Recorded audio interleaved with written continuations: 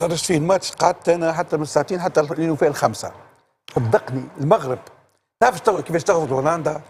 تغزل المغرب هي الفوق وتغزل هولندا هي تحتها. هابطين بهذيك الثقه معناتها لازم دوميني لو ماتش، معناتها سيطروا على الماتش. تصور انت حكيمي في كورتين اون بوزيسيون دافون سونتر، واذا كوره على البار وكوره فلتها. حكيمي على دروا وين يهاجم اون بوزيسيون تاع افون سونتر.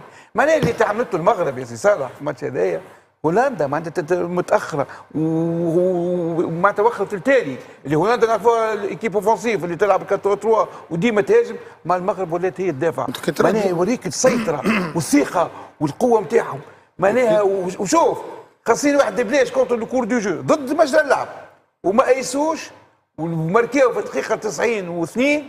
معناها بفضل تغييرات المدرب برافو عليه وهبي دخل الشايبي عمل السونتاج باش